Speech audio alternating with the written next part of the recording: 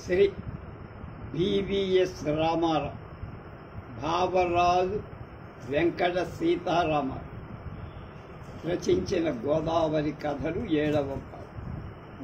గుండెల్లో గోదావరి కథ. శుభానికైనా అశుభానికైనా అంతా కలిసికట్టుగా ఉంటారు బంగారం పేట జనాలు.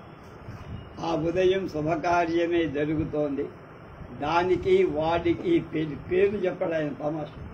ముహూర్తానికి ఇంకా అరగంట టైము ఉన్నరగా తూతూ మంత్రం చెప్పి తాళి కట్టించేయాలని తొందరపడుతున్నాడు పంతులు. గోదావరి వరద మంచి పోటులో ఎగువనున్న పోలవరం దగ్గర ఊటకు గట్టునా అండలండలుగా పడిపోతున్నాయన్న పుక తెల్లారగట్టే విన్నాడు పంతులు. అదే నిజమైతే గండి పడటం ఖాయం. ఈ లోతట్టు గ్రామం క్షణంలో మునిగిపోయి కొట్టుకుపోగలదన్న సంగతి పంతులకి తెలుసు. అందుకే ఎలాగో ఈ పెళ్ళయిందనిపించయ్యటానికి హడాబడతాడు.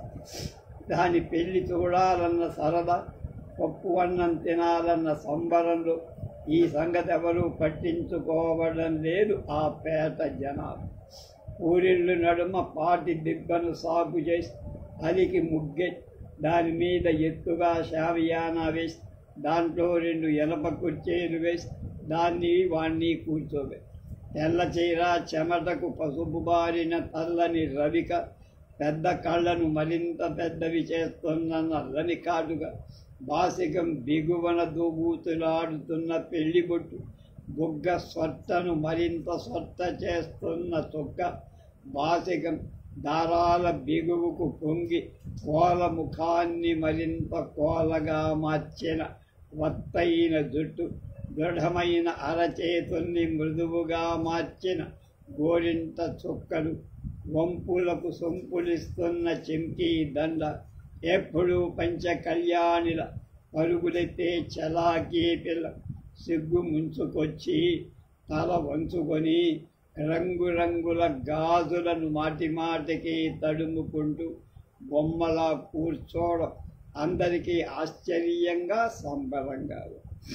ఇంకా టైలర్ కొట్టు వాసన వదలని తెల్ల చొక్క, అంచులున్న తెల్ల పంచె, తలపాగా వదులవ్వకుండా కాస్తున్న బాసికం, కర్పూరం భరించిన చెంకీ దండ వేసుకొని నల్ల కళ్ళ జోడులోంచి దిక్కులు చూస్తూ అక్కడ ఆడంగులందరికన్నా తనను కాబోయేది అందెగత్త అన్న ధీమా కాలు మీద కాలు వేసుకొని దెబ్బ అదిరేలా కాళ్ళు వేస్తున్నాడు.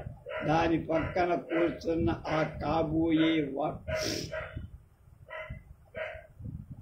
పిల్ల జల్లా పిన్న పెద్దలతో దిబ్బంతా కిటకిట కడకడ పరగడుపునే పీకల దాకా పట్టి ఢమఢమా వాయిస్తున్న రామ్ఢోల్ అక్కడ వాతావరణాన్ని మోతెక్కిస్తూ ఆ మోతకు లయగా బిలబిలా పిల్లలు షామియానాలు అమ్మలక్కలను దూసుకుపోతూ గొల్ల స్తంభాలాట ఆడేస్తారు.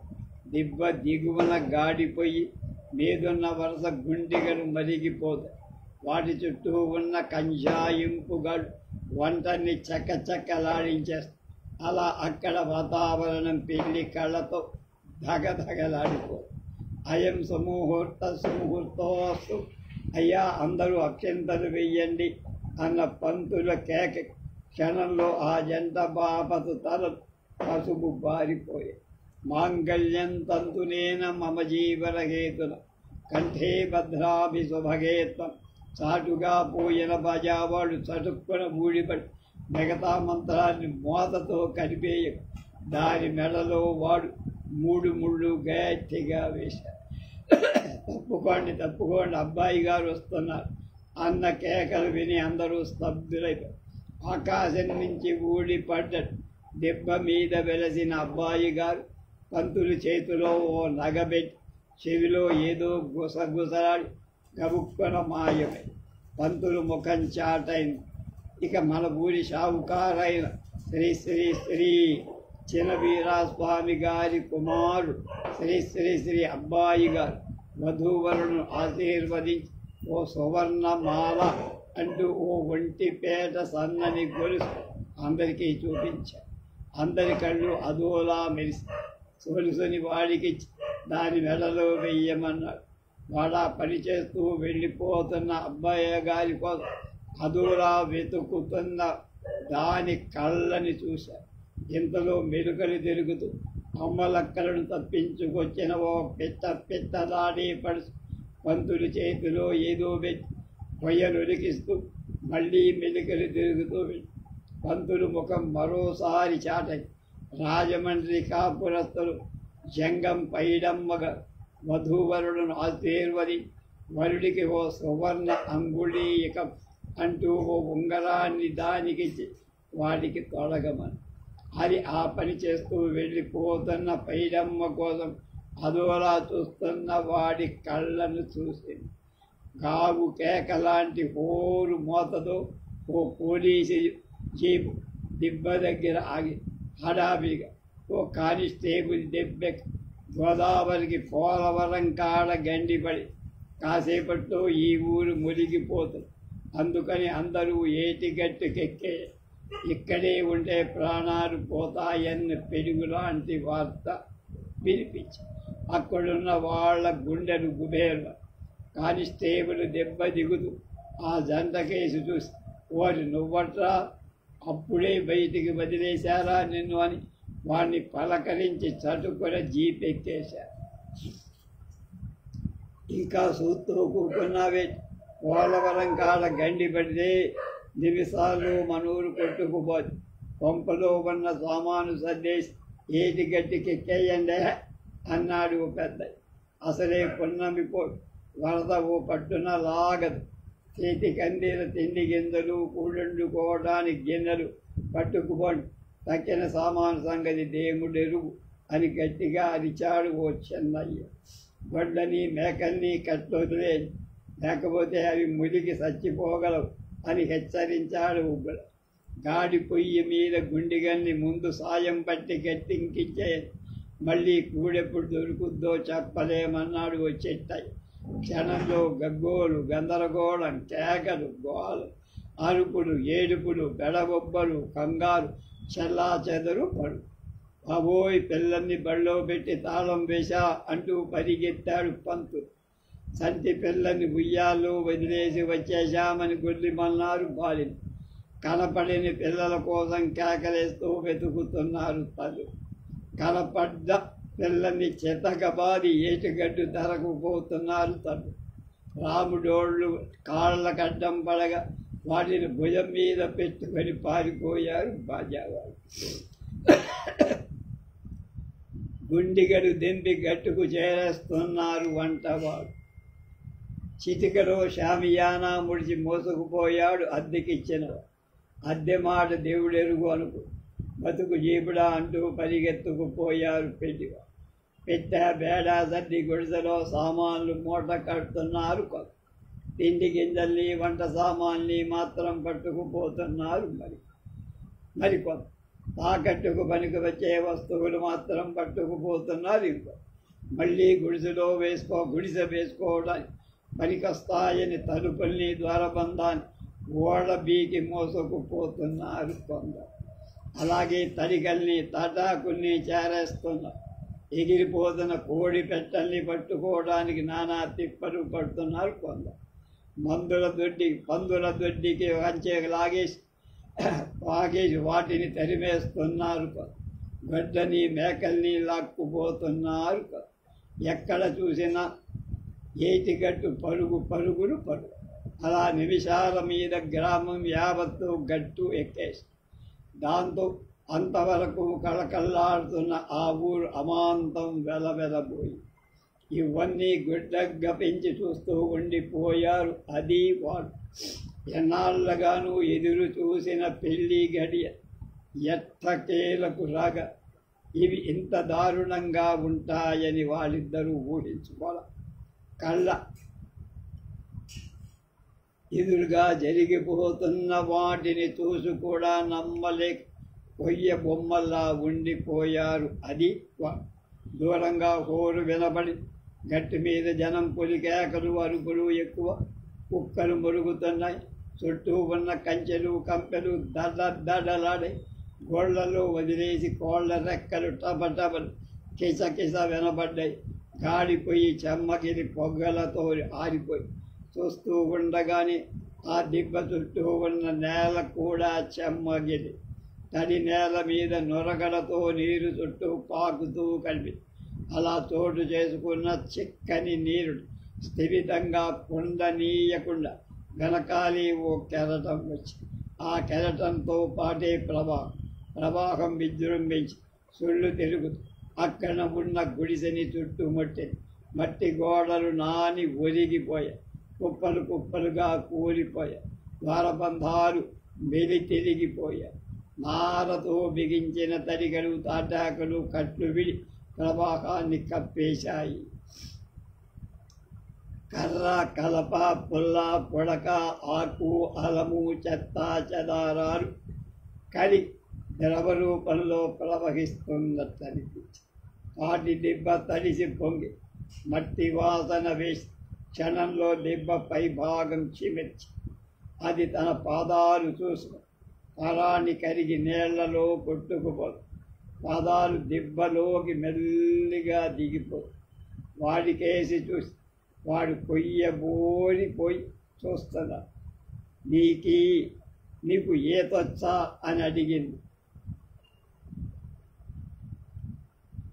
వచ్చు కానీ ఈ జల ప్రళయాన్ని చూసి రాదన్నట్టు తరువుకారు.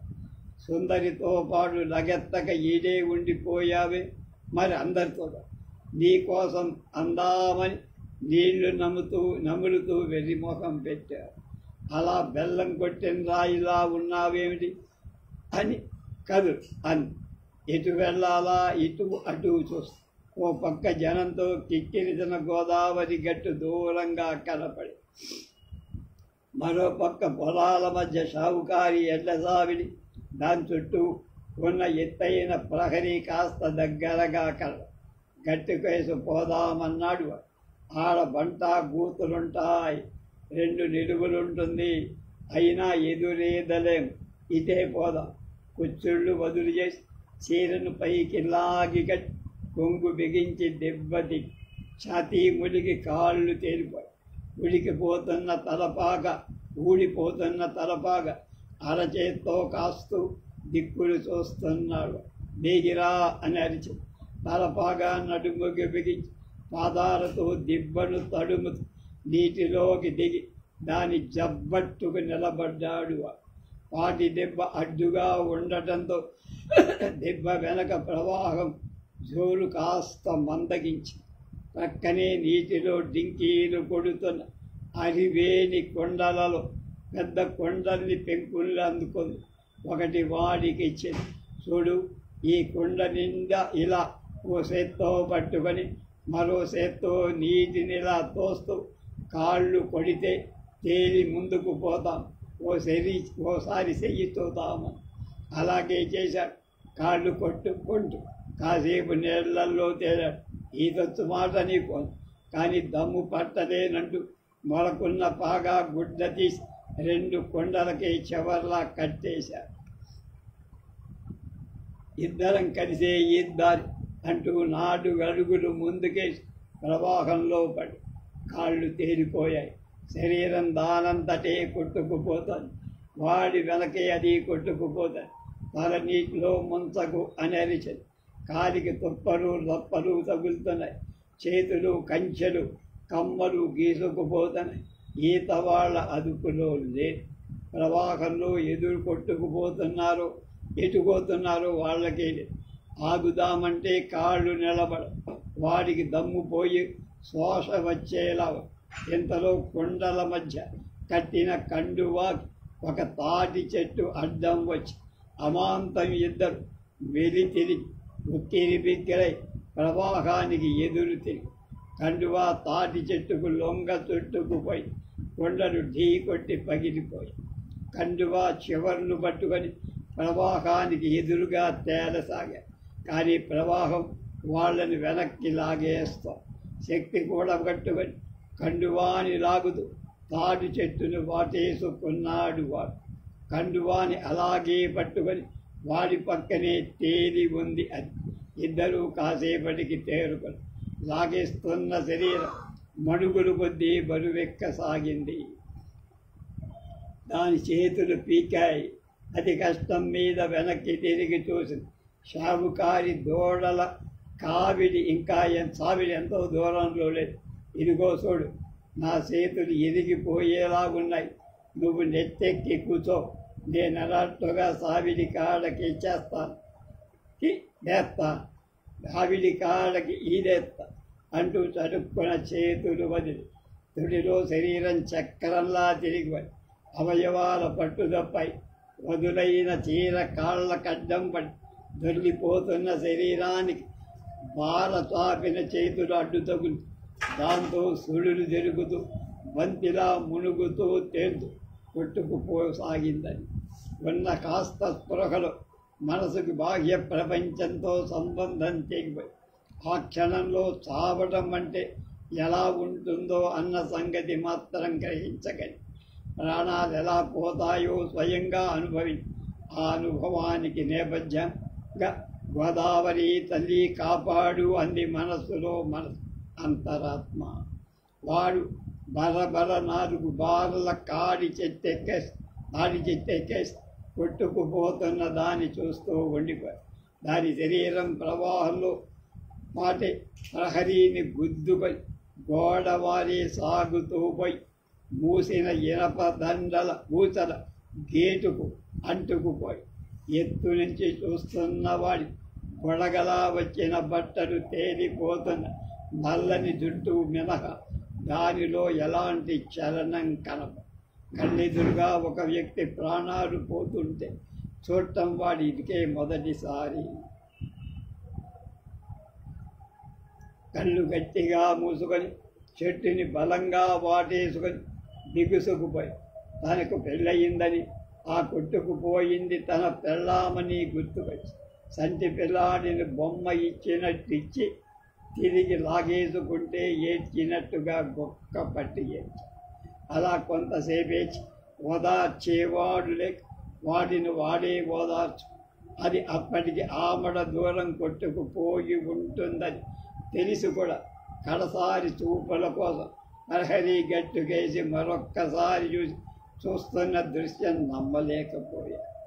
ఆకాశం దద్దరిల్లేలా ఓ పచ్చి అరుపు అరిచ. అది విజయ గర్వంతో ఎవడో రాక్షసుడు అరిచినట్టు. గేటు కంటుకుపోయిన దానిలో చలనం కండి.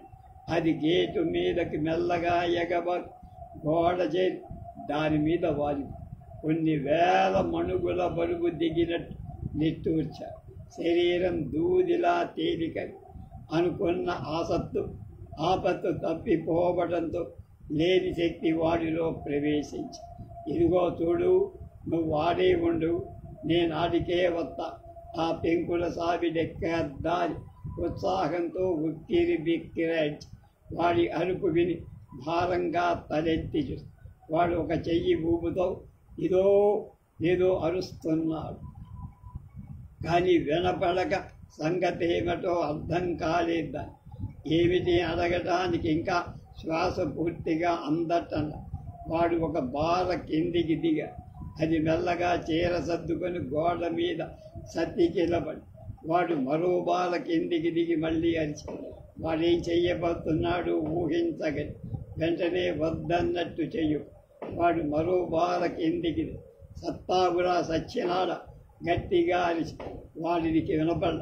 గేటుకు అవతల వైపు గోడ భాగం పొంగుతున్న వరద తాకి దబేల్మని పడి పెద్ద కెరటలు అదిరిపడి బరబరా దేగు ప్రవాహానికి వాలుగా ఉన్న గోడను చేరి ఎప్పుడు దూకి ఎలా చచ్చాడు. వాళ్ళు గోడ మరుపులో గోడెక్కుతున్నాడు. వాడిని చూసి తెల్లబోయి వాడు గోడ మీద పాకుతూ దాన్ని చేరాడు. ఈలోగా ప్రవాహాన్ని అడ్డంగా ఉన్న గోడ కాస్త పూర్తిగా తెగిపోయి అమాంతం వాడిని వాటేసి ప్రహరీ ఆవరణలో ప్రవాహం వల్ల కల్లోలంగా విశాలమైన ఆ ఆవరణ మధ్య ఎత్తైన బంగాళా పెంకుల చూరు దాకా ముడిగొని సావిడి వారి ఒక పెద్ద గడ్డి పేటు. అది సావిడి చూరులో చిక్కుకు. కానీ ఆ గడ్డి పేటు ప్రహరీకి చాలా దూరం. తాటి చెట్టెక్కి అయినా ఊకోక అలా ఎందుకు తెగించావంది వాడి బంధాల్లోంచి తప్పించు. నిన్నొగ్గేసి నాకుండ బుద్ధేయల సత్తే ఇద్దరం కలిసే సర్దారనిపించి అని బంధాలు బిగించ. వాడి కళ్ళు చెమ్మగిల్ల. ఇద్దరూ అదిరిపడు. ప్రవాహానికి అడ్డుగా ఉన్న సావిడి వెనకున్న ప్రహరీ గోడ కూడా దభీమని విరిగిపడి. ఇప్పుడు ప్రవాహం తిన్నగా సావిట్లో వచ్చేసి సావిట్లో తేలుతంతున్న తట్టా బుట్టా చాపా తట్టా చెట్టుతో వగైరా బయటపడి వడిలో కొట్టుకో. గడ్డి వేటు చేరగలిగితే దాని మించి సావిడి పైకప్పు సులువుగా ఎక్కడి. నీటి మట్టం ఎంత పెరిగినా అంత ప్రాణ భయం. కానీ గడ్డి మేటు చేరడం ఎలా? సంధ్య మధ్యలో ఉద్ధృతమైన ప్రవాహం ఉన్నప్పుడు ఏదైనా ఆ వెదురు బొంగు దొరికితే బాగుండు. దుంకిన కట్టి వేసును గోడవైపు లాక్కోవచ్చు అనుకుని ఆకాశంలో పెద్ద రొద చేస్తూ ఒక హెలికాప్టర్ పోతాం. అంత దారిలో వాడి ఒళ్ళు పొలకరించి కళ్ళు మెరిశాయి. ఎంటీ ఓడు అన్నాడు దానికేసి చూస్తూ వాడు. దానిలో ముఖ్యమంత్రి గారు లేకపోయినా నీళ్లలోకి ఒరిగి కొట్టుకుపోతున్న ఒక వెదురు గోడ ఒడుపుగా అందుకోగలిగింది. మరో చిన్న కర్ర పుల్లనందుకున్నాడు. గెడ చివర చీల్చి పొడకనడ్డంగా గుచ్చి చీరంచు చీల్చి డుంకిన తయారు చేసిన కుంకి అని. డుంకీని దూరంగా ఉన్న గడ్డి మేటులో గుచ్చాడు. ఇద్దరూ కలిసి గెడలాగా సగం చూరులో కూరుకుపోయిన గడ్డి మీద ఊగుతూ ఉండిపోయి కానీ ముందుకు జరగ. బలంగా లాగారు. డుంకి ఊడిపోయి గెడ బయటకు వచ్చేది. లాభం చూస్తూ ఉండిపోయారు. నీటి మట్టం బాగా పెరిగింది. ఎత్తైన ప్రహరీ మీద కెరటాలు పాకుతాయి. వానలు కురిసి విరిశాకే గోదావరి పొంగుతుంది. గోదావరి పోట్లో ఉండగా ఎండ కాయటం ఎన్నో ఏళ్లుగా రివాల్. ఆకాశం తెల్లగా ఉంది. సూర్యుడు నడినెత్తి మీదున్నాడు. ఆ మండు టెండలో ఎర్రని కెరటాలు జిగేలు మరి మెరుస్తున్నాయి. గుండె దెబ్బరిల్లేట్టుగా పెళ్ళ శబ్దం. పోలవరం ఫారెస్ట్ డిపోలోంచి తేలి కొట్టుకొచ్చిన మధ్య దొంగలు లాటుగా వచ్చి ఆ సావిడిని ముట్టడించి ఢీకొట్టాయి. బ్రహ్మాండమైన ఆ సావిడి కుప్పగా కూలిపోయి అగ్ని పర్వతం బద్దలయ్యేట్టుగా నీరు చుట్టూ పువ్వులా చేరింది. చుట్టూ నిగిలి ఉన్న ప్రహరీలు అదిరిపోయాయి. సూర్యులో ఇరుక్కున్న గడ్డి వేటు విడివడి ప్రవాహ వేగానికి గోడకు ఢీకలు. ఇవన్నీ రెప్పపాటు రోజు. పట్టుకో అంటూ గడ్డిబాము పురిని గట్టిగా పట్టుకుంది. గుప్పెడు పరకలు పట్టుకొని వాడు మేచెక్కి కెవ్వున కేకవే పురి పట్టుకొని తాను ఎక్కింది గడ్డి మీద. పూసం విడిచిన నల్ల తాసు పడగ బారెడు పొడుగును రొంగ చుట్టుకొని దానికి ఎదురుగా వాడు గజలాడు. కదలకుండా కూకో అదే చెయ్యదులై అంటూ మెల్లిగా వాడి పక్కన పాము అటు వాడిని ఇటు దీన్ని పడగ అటు ఇటు తిప్పుతూ చూస్తాం. గడ్డివాము కూలిన సావి ప్రహరీ గోడల మధ్య ఊగిపోసాగి ఆ ఊపి భయపడి బుస్సుమని గడ్డి మేటును కాటేస్తోంది. పొడుగాడి గడ్డి పడకేసి చూపుతూ పూష్ ఉందని.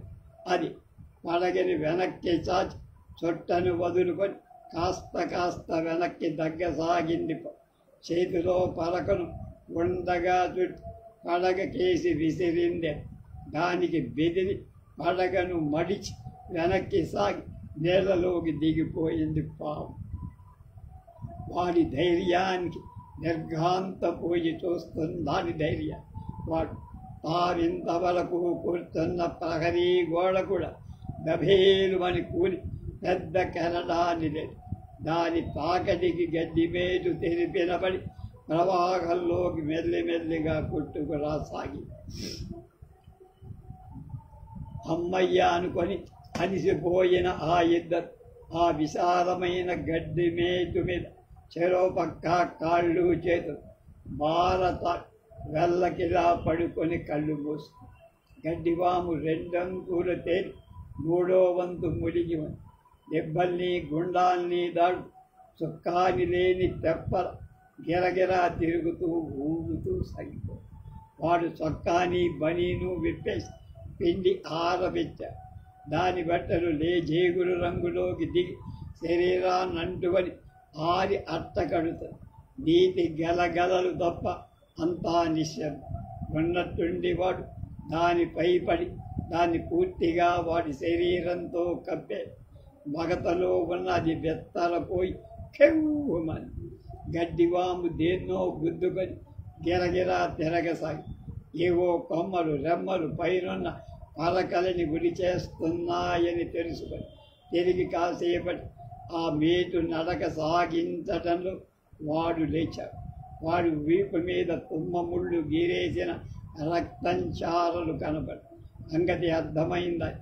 అప్పుడు తెలిసొచ్చింది తన బాగోగులు చూసుకోవటానికి ఒక తాళి కట్టిన మొగుడున్నాడని. వాడిలాగా తన కోసం ప్రాణాలైనా లెక్క చెయ్యడు. చీర కొంగు నీళ్లలో ముంచి గాయాల్ని కడిగింది. కండలు తిరిగిన వాడి శరీరం నేరేడు పండులా నిగనిగలాడు. వాడి కళ్ళల్లో సూటిగా చూసి అవి చిలిపిగా అమాయకంగా కనవు. రెండు చేతులు సాచి వాటిలో ఎమిడిపోయి కదిగిపోయింది వాడి విశాలమైన ఛాతి. ఇద్దరు గడ్డి మేటులో కూరుకుగా కని విని ఎరగని వరదొచ్చింది గోదావరి. దానికి సాయం పౌర్ణమి పోటుకు సముద్రం పొంగి వరదను నిలబెట్టేసి కొత్త నీరు పాత నీరు ఏకమై నదిలో నీటి మట్టం క్షణక్షణం పెరిగి దాంతో ప్రవాహం గట్లు దాటి ఇన్నాళ్ళు గట్ల నడుమ శాంతంగా సాగే గోదావరికి ఇప్పుడు ఉధృతంగా పారే గోదావరికి అస్సలు పోలికలే.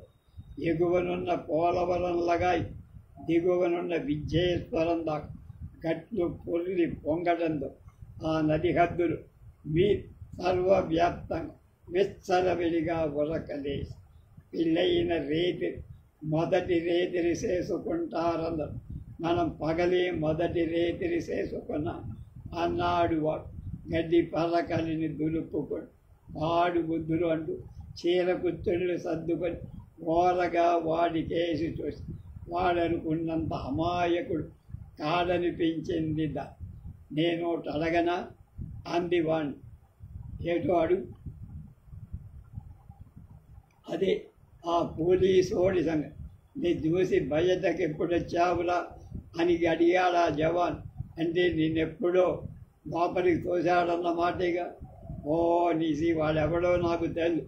వాడెవడిని చూసి ఎడకున్నాడు అంటూ మొగం చాటేసు బుకాయిస్తున్నాడని అర్థమై కానీ వాళ్ళతో సులువుగా బయట పడరని తెలుసుకో. పోనీ ఆ సంగతొగ్గే. ఆ పైడమ్మ నీకు చుట్టం కాదు కదా, మరి నీతో ఎందుకు ఆ ననువుగా మంది? నీకు దానికి ఏదో ఇది లేకపోతే నీకు ఆ ఉంగరం బహుమతి ఎందుకు ఇచ్చింది? మరో ప్రశ్న. అలా అయితే ఆ సావుకారు అబ్బాయి నీకు చుట్టమనే బంగారు కొలిసిచ్చాడా? ఆడికి నీకు అది లేకపోతే అని ఎదురు ప్రశ్న మనసులో పీకుతున్న దాన్ని కక్కుకొని నేను అలాంటి దాన్ని షావుకారి కాడ మా అయ్య పాలేరు. ఆడు పోయాక మా అమ్మ ఆరికాడే ఆ పని ఈ పని చేస్తారు. అదే మాకన్నీ చూస్తారు. ఆరే మరేటనుకున్నారు? ఈ గొలిసే కాదు, ఈ పెళ్లి ఖర్చులు కూడా ఆరే ఇచ్చి అంది ఏడుపు గొంతు కళ్ళొత్తు కూడా. గొప్పవాడైతే డబ్బిస్తాడు కానీ గొలిసిస్తాడా? ఇందులో ఏదో తెరకాసి ఉండితేరా అని వాడికి అనిపించిన ఇప్పుడు ఆ సంగతి ఎందుకని దాన్ని నేలవద్దని ఓరడించారు. ప్రవాహానికి అడ్డంగా తాడి కట్టప ఎదురైంది. ఆ కట్టవలో వరుస తాళ్ల దగ్గరగా ఉన్న గడ్డిమేడు వాటికి తగులుకొని ఆగి అలా గడ్డివాము ఆగగానే వరద తగ్గేదా అక్కడే అలా ఉండిపోవచ్చు అనుకో. వాటికి దాహం వేసింది. ఆ చిక్కని బురద నీటిని తాగాలనిపించల. దానికి దాహం వేసి కొంగు తడిపి 4 చొక్కలు 4 మీద పిండుక. గడ్డివాము ప్రవాహానికి అడ్డంగా కానీ ప్రవాహం ఒత్తిడి తట్టుకోలేక వదులైపోతూ చుట్టూ పరకలుగా కొట్టు. కాసేపు అలాగే ఉంటే మోపంతా చెడి పరకలుగా కొట్టుకుపోయే ప్రమాదం ఉందని అది వాడు గ్రహించి ఎలాగైనా గడ్డివాము కట్టిన మంచి తాడి కట్టవ నుంచి తప్పించాలని వాడు కాళ్ళని తాడి చెట్టుకు పైపుకి పెట్టి గడ్డివాము ప్రవాహానికి ఎదురుగా నెట్టసాగి వాడికి అది కూడా తోడైంది. వెడల్పులో మేటు కొంత భాగం వీడిపోయిన మిగతా భాగం కాస్త ఎడంగా మరి కాస్త అలా జబ్బ సత్తువ కొద్దీ నెట్టగా గడ్డివాము చెక్కి సగమై తాడి కట్టవ ప్రవాహంలో పడి అమ్మయ్య అనుకో. అప్పటికే సూర్యుడు పడమటికి పూర్తిగా వారిపోయాడు. ఏ క్షణంలో అయినా చేయకడిపడి ఆ ఇద్దరి బరువు గడ్డివాము తెగ ఊగిపోతోంది. ఆ ఊపులో వాటి వేగం కూడా పెరిగి అలా వేగంగా పోతున్న మేటు నుంచి గడ్డి పరకలు మరింత వేగంగా విడిపోతుంది. పరక విడిపోతే ఆ కరి చెరువు గుప్పెడు కూడా మిగలం. చీకటి పడకుండా పై పరకను వేసేసి చుట్టూ కట్టి మేటు బిగిద్దారి అని సలహా ఇచ్చి పరకను పేరుతూ కూకుంటే చీకటి పడిపోతుంది. గుండు చెబుతా అంటూ వాడి చొక్కాని కూర్చి పెట్టేసి పంచెవి దాన్ని నిలువుగా చీరి ముళ్ళు వేశాడు. అది వాడు కలిసి దాన్ని తాడుగా దానికి మేటుకి చుట్టి బిగించేసరికి తల ప్రాణం తోక్కొచ్చింది. వాళ్ళు మేటు బిగిసి నిలుగున ఒక మోపులా తయారై పక్కకు వాలి దొరలసాగి వాళ్ళు మూలుగుతూ తేలుతూ దాన్నే వాటేసుకొని నిలదొక్కున్నారు. మేటు చివరి నుండి ఇంకా పరకలు వెడసాగాయి. అది తన చీరను కూడా ఒలిచి వాడికిచ్చి దాన్ని కూడా ఒక తాడులా అడ్డానికి బిగువునిచ్చేలా మేటుకు చుట్టి బలంగా ముడే. దానితో ఆ మేటు నలపలకల మోపు తయారు. పొద్దు కుంకి వెన్నెల కొరవటం మొదలు ఇద్దరూ మోపు మీద వాలి ఉన్నారు. నీటి మట్టం పెరుగుతూ పోతూనే ఉంది. వరద ఇంతలో తగ్గేలాల దూరంగా తాటి కట్టవలు ఒకదాని ఒకటి వరుసగా భూతాల్లాగా కనపడ్డాయి. ఇద్దరికి అంత చలిలో చెమట పట్టి వణుకు దడా వేస్తుంది. అన్ని తాడితో ఈ గడ్డి మేటు దాటాలంటే చివరికి ఒక పరకు కూడా మిగలు. ఇప్పుడేం చెయ్యాలో అర్థం కాదు. ఆ వరద తాటితోపే చిడిపి గ్రామం. గోదావరికి వరదొస్తే చిడిపి కాడ గండి కొట్టమన్నాడు కాటన్ దొర. ఆడో దొర ఆడే ఈ గోదావరి తప్పించాంట మాయమ్మ చెప్పి. మనకి సాగుకి కాకపోతే ఎవరు తవ్వించమన్నాడాన్ని విసుక్కున్నాడు వాడు. మనం ఇట్టాగే కూకుంటే తాడి తోపులో ఇరుక్కుంటాం. ఈ మోపునట్టుకొని అడ్డం ఈదేద్దాం. కూసింత దూరంలో గోదావరి గట్టు తగులుతుంది మనకి సలహా ఇచ్చింది. అది రైట్ అనిపించింది. అదే సై అంటే సై అని మోపు పట్టుకొని ఇద్దరూ గుడ్డిగా పడికడ్డంగా పడ్డా ఈత సాగారు. ఆ మోపు పట్టుకొని అలా ఈదుతుంటే పడికి అది ఐమూలుగా ముందుకు జరగసాగి అలాగే ఈదుకుంటూ పోతే గట్టు చేరుకుందాం అందది. పట్టు వదలమా, మోపు వెనక్కి వెళ్ళిపోతాది అని అరిచాడు. అలా వాడు అది జబ్బరు పులిసేలా ఈది అలసిపోయి శోష వచ్చి మోపెక్కి వారిపోయి గడ్డి మోపు వెనక్కి వెళ్ళక ముందుకి మరింత వేగంతో కొట్టుకుపో. ఆ మోపు అలా కొట్టుకుపోతుంటే దానికి ఆశ్చర్యం వేసి తలెత్తి చూసి ఎదురుగా తాటి కట్టవు లేవు. నీరు ఆకాశం తప్పు. అంటే వాళ్ళు నీటి గట్టు కూడా దాటి అసలు గోదావరిలోకి పడిపోయారన్నమాట. ఎటు చూసినా ఎర్ర నీరు. నీటి మీద నొరగ అక్కడక్కడ కొట్టుకుపోతుంది ఏవో నల్లని సార్ గడ్డి మోపు నీటిలో నాని సగానికి పైగా మునిగిపో దరి చేరేలో పూర్తిగా మునిగిపోవచ్చని వాళ్ళకి, కానీ వాళ్ళకొకళ్ళకొకళ్ళు తోడుండటంతో సావడానికి కూడా భయమేయటం పోతే ఇద్దరం కలిసి కట్టుగా పోతామన్న ధైర్యంలో ఉంది. బతికున్న 4 క్షణాలు హాయిగా ఉందామనిపి వత్తిగిల్లి వాడికేసి తిరిగింది. వాడు కాళ్ళు చేతులు బారసారి మోపు మీద పడుకున్నాడు. వాడి తల నివిరింది. వాడు దానికేసి తిరిగాడు. మసక చెందట్లో వాణ్ణి చూసి మనసులో ఏదో సీకింది.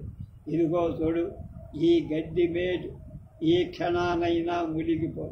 మనం గోదాట్లు మునిగి పాపటం తప్పదు. సచ్చే ముందు నిజం చెప్పు, నా పెనిమిటి సత్తే అబద్ధమాడని సంబరపడి చచ్చిపోతా బతిమారినట్టు అడిగి, ఏట ఎదవగలవా? అదే ఆ పైడమ్మకి నువ్వంటే ఏంటంత ఇది? నీకు ఆ పైడమ్మ దెయ్యం పట్టుకున్నదేం చేస్తే ఓ మూల సత్తుంటే అని గింజుకుంటూ చిరాకు పడ్డాడు వాడు. నిశ్శబ్ద వాతావరణాన్ని చించుకుంటూ ఓ తీతువు పిట్ట నిట్టూరుస్తూ, చూడు, కాకరిస్తే చుట్టాలొత్తారని, తీతువు పిట్ట కూస్తే ఎంబటులొత్తారని, వాళ్ళొచ్చి మన్నట్టుకు పోయేలాగా చెప్పే దిగారుగాడు. వాడికి దారేసి చచ్చే ముందు దానికి నిజం చెప్పేయాలనిపించి, సరే చెప్తారు. పైడమ్మ మొగుడు మున్సిపాలిటీ బండి డ్రైవర్. ఆడికి తాగుడలవ. రోజు సారాకి డబ్బులిచ్చి ఆడిని వల్లో వేసుకుంది మంగమ్మ. ఆడవాడు అని అడిగింది చెవుడు నిక్కించుకొని. అది మున్సిపాలిటీయే. ఊళ్ళో చెత్తంతా ఎత్తి ఆడి బండిలో పోయడం దాని డ్యూటీ. ఆడు దాని ఇదిలో పడిపోయి పైడమ్మ నొగ్గేసి కనుక ఆ పైడమ్మ నువ్వు తగులుకున్నావన్న, మీ ఆడవాళ్ళంతా ఎప్పుడు అంటూ మండిపడి తిరిగి వెళ్ళకిత్తలాపడు. చేసిన పాపం చెప్పుకుంటే పోతే సరే చెప్పేయి అంటూ వాడిని మళ్ళీ తన వైపు తిప్పు. నేను పేపర్ మిల్లో పనిచేస్తాను. ఆ మిల్లు కాడున్న పేటలో ఓ గుడిసె అద్దెకు తీసుకొని, ఆ గుడిసెకు ఎదురు గుడిసే పైడమ్మ గుడి. నువ్వు రైలు స్టేషన్లో పనిచేస్తున్నావని చెప్పారు మీ వాడు. అది రైతే.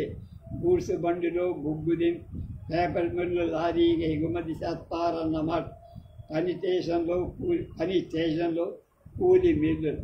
గడ్డి మోపు కుదుపుకి వాళ్ళ కాళ్ళు తలలు నీళ్లలో తడుస్తాయి. దేగి చెప్పు అంది తల్లిలో పడి. బొగ్గు మసితో ఒళ్ళంతా సిరాగెత్తి పోద్ది నాకు కొంప చేరగా. అందుకే రేతిరి పూట స్నానం చేస్తాను. ఓ రోజు సిల్లు కొండలో నీళ్లు కారిపోయి పైడమ్మ కాడికెళ్ళి నీళ్ళు అడిగా. సిమెంటు గోళంలో నీళ్లున్నాయి, ఆడే పోసుకో అని నంగనాచి అనుకుంది. నా వీపు రుద్దుతానంటే సరేనన్ను. సబ్బురాత్తు ఎండ్రొయ్యల పులుసొండ బేగి బట్టేసుకు రా రుసి సొద్దుగానని. దానికైపు మండిపోను అను. సరే ఎల్ల, అది తిందల్లా తిన్న. ఆడే తుంగోమని వద్దులే అన్నా బలవంత చేసి ఒళ్ళు మండిపోతూ వెంట నిన్ను నా సెల్లిలా చూసుకుంటానన్న తప్పని చెప్పా. సీపులు కట్టించుకొని శతగబాది మళ్ళీ నా గుడిసె కాడికి రా, నీ కాళ్ళెరగొడదానికి గెంజ. దానికి నమ్మకం కుదరదు. పువ్వు అలాంటి సత్తే హరిశ్చంద్రుడంటే నేను నమ్మను అంది. పిడికెడుతో వాడి బుగ్గ మీద పొడు. వాడు దాని దగ్గరగా లాక్కి, నేను నీ పైడమ్మను కాదు అందు అంటూ నిజం చెప్పినా నమ్మరు మీ ఆడు. సరే మరి ఆ పోలీసోడేంటి? కూలి పెంచమని మేము స్ట్రైట్కు చేశాం. సెట్ వేసేసుకోండి అన్న మా మేనేజర్. వారం చేశాక మాకు సిరెత్తుకుపోయి బిల్లు గేటు కాడ కాసి ఆడిని సెతక్కొట్టి సొక్కా చెడ్డి చింపేశాం. ఆ టైంలో ఎవడో పేపరోడు ఫోటో తీసిందంట. అందులో పడ్డాళ్ళని అరెస్ట్ చేస్తారని తెలిసి నాకు వల్ల మారిన భయమేసి నా గుడిసె కాడ తొంగుంటే పోలీసోడు పట్టుకుపోతారని బాగా చీకటి పడ్డాక పైడమ్మ గుడిసె కాడ వెళ్ళా. ఆడ తొంగుందాం. నేడికి అడిగిందొప్పుకుంటేనే ఈడుండు, లేకపోతే పో అంది. గతి లేక సరే బరువుగా నిట్టోర్చి అదోలా అయిపోయిందని. వాడింకా చెప్పుకుపోతున్నా, నీకు పెళ్ళంట, మీ అయ్యొచ్చి నీకు చెప్పమన్నాడు అని ఓ రేతిరి చెప్పింది పైడం. దాని పేరు వింటుంటే కంపరమెత్తిపోతోంది. దాని మనుమాడితే నన్ను మరిచిపోతావా అని అడిగింది పైడం. మరిచిపోతా అన్న. సత్తే మరిచిపోకుండా నీ పెళ్లికి మంచి బహుమతి చదివిస్తానని కసెక్కిపోయాను. దానికి ఒంటి మీద తేళ్ళు జల్లులు పాకినట్టయింది. వాడు ఒక పరాయి వాడు అనిపించి వాడికి కొంచెం దూరంగా జరిగి వాడింకా చెప్పుకుపోదు. ఓ రేతి పైడమ్మ చెప్పింది, ఈ యాల నీకోసం పోలీసోడు ఆరా తీశారని, నువ్వు వీడుంటే మన పరుగు పోదు, పెరట్లోకి పారిపోదు. అట్లా పారిపోతుంటే ఆ పోలీసోడే నన్నట్టుకొని డొక్కలోకి తోయించాడు. బొక్కలో అది పూసగొట్టినట్టు జరిగిందంతా. ఆడికేదో గుండె బరువు తొలగినట్టని, దాని గుండె మాత్రం బరువెక్కి. చూడు, నువ్వు కూడా నిజం చెప్పాయి. కాడి అబ్బాయిగాడు ఆ గుడిసెకెందుకిచ్చి అదులు మౌనంగా ఉండిపోయింది. సచ్చే ముందు నిజం చెబితే నా ఆది అబద్ధాల పోరు కాదని సంబరపడి చచ్చిపోతా. నా యవ్వ, నిజం చెప్పాక నాకెంత హాయిగా ఉందో నిజం చెప్పి చూడు, నీకే తెలుసుద్ది అన్న. దాని ప్రాణం చిగుప్పు. గడ్డిపోపు బెత్తెడే నీటిపై తేలుగు, మోపులోంచి నీళ్లు పైకి చెమ్ముతున్నాయి. నిజం చెప్పే అన్నట్టు సూదుల్లా వాడి మీద వీపు మీద గుచ్చుతున్నాయి. వాడికేసి తిరిగింది. నిజంగా వాడు సత్యహరిశ్చంద్రుడే. ఆకాశంలో కారు మొబ్బకు వెన్నెల కడ్డుబడి దాంతో చుట్టూ చీకటి ఆవరించి ఆ చీకటికి మరింత చలేసి వడికిపోతూ చెప్పదు. సావుకారు గారు అబ్బాయి మా పెద్దోడు, గారబ్బాయి మా పెద్దోడు, ఆడయ్య పిసినాడు.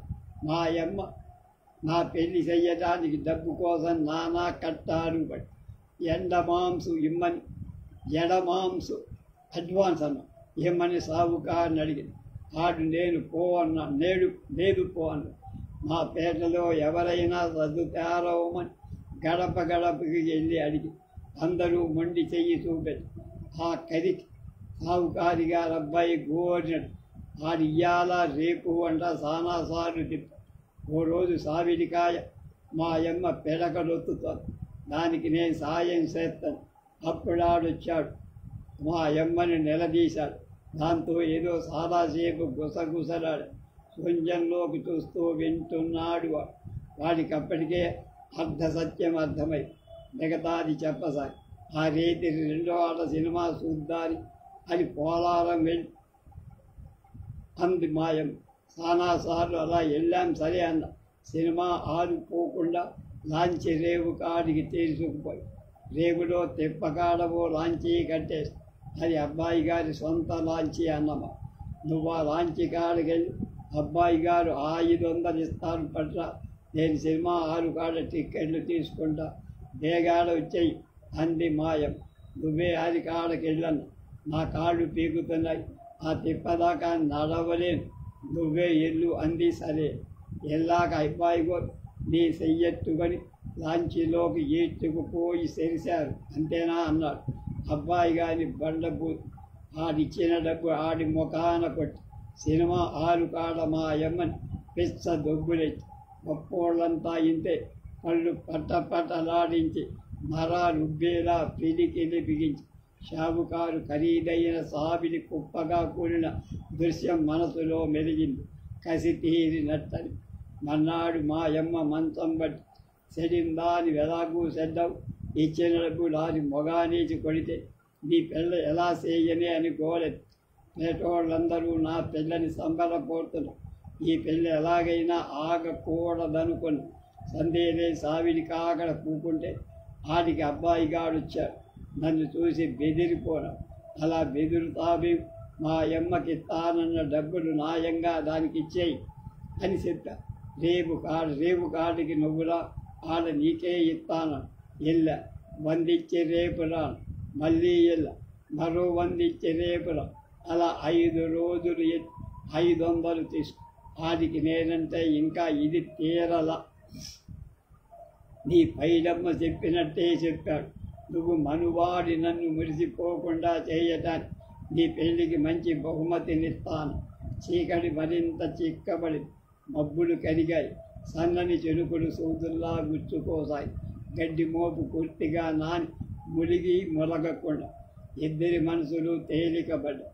పాపాలన్నీ పోయి పుణ్యం అపహరించినట్టు, జన్మ తరించిపోయినట్టనిపించి ఇంకీ లోకంలో మరేమీ అక్కర్లేదనిపించి హాయి ఇద్దరం కలిసి ఈ లోకంలో కాపురం చెయ్యొచ్చని తృప్తిగా దడదడ గుండెలు కొట్టుకుంటున్నాయి. అవి ఎప్పుడు ఎలా ఆగుతాయో అని కళ్ళు గట్టిగా మూసుకు చూస్తూ కొన్ని నిమిషాలు గడిచి ఏదో వాళ్ళ శరీరాలను గుచ్చుతూ రాసుకుపోతారు. ఉలిక్కిపడి కళ్ళు తెచ్చి బ్రహ్మాండమైన మోదుక చెట్టు వరదలో కొట్టుకుపోతారు. దాని కొమ్మల్లో ఆ గడ్డి మోపు చిక్కు చదువుకున్న ఇద్దరూ చెరో కొమ్మ ఎక్కే. అలా కొట్టుకొచ్చే చెట్లలో కొన్ని వందల పాములుంటాయని వాళ్ళకి, అయినా చావటానికి జలగండమైనా ఒకటే, సర్పగండమైనా ఒకటే అనిపించింది. గుప్పెట్లో ప్రాణాలు పెట్టుకొని కొమ్మల మీద వారిపోయి అలా కొన్ని గంటలు గడిచారు. ఇద్దరికీ ముద్దు నిద్ర పట్టేసి పెళపెళమంటూ కొమ్మలు విరిగిపోయి అంత పెద్ద చెట్టు ఎందులోంచో దూసుకుపోతుంది. హడలిపోయి చూశారు. నదికి తోరణంలా ఉన్న రైలు వంతెన చేతులకు అందుతారు. బతుకు జీవుడా అంటూ ఒకళ్ళకి తెలియకుండా మరొకళ్ళు ఆ ఇనుప దూలాలు ఎక్కి వంతెన మీంచి దానిలోకి చెట్టంతా గాలించాడు. వాడు చెట్టు మీద అదెక్కడా కనపడు. వంతెన మీద నుంచి వాడి కోసం చెట్టంతా గాలించింది. చెట్టు మీద వాడుక చెట్టు ఆదరుకి ఇడి పొదట్లో పడిపోయింది. కామోతను బోరున ఏ పాము కాటేసి ఆడు చచ్చి మునిగిపోయుంటాడని బోరున ఏడ్చింది. ఏడుతూ ఒకళ్ళనొకళ్ళు రై వంతెన మీద కూకున్న పరిగెత్తికెళ్ళి వాటేసుకుని కౌగిలి బిగిస్తున్న వాడి వేళ్లలో దాగిన ఉంగరం పక్కలో బల్లెంగా గుచ్చుకున్నట్లు అనిపించింది. వాడి వేళ్లట్టుకొని ఉంగరాన్ని పీకేసి కసిగా గోవదాట్లో విసే. అది చూసి చటుక్కున దాని మెడలో గొలుసు తెంచి కసిగా గోదాట్లోకి విసిరేశాడు. ఎందరో ప్రాణాన్ని, ఆస్తుల్ని, పాడి పంటల్ని, పల్లె సీమల్ని, మండలాల్ని, జిల్లాలను కొట్ట పెట్టుకున్న వరద గోదావరి ఆ ఉంగరాన్ని, గొలుసుని కూడా ఆబగా కబలించేసి. మంచి కథ, భలే రాజు. ఆఫీసులో ఆవకాయ, గొంతులో వెలక్కాయ కథ రేపు.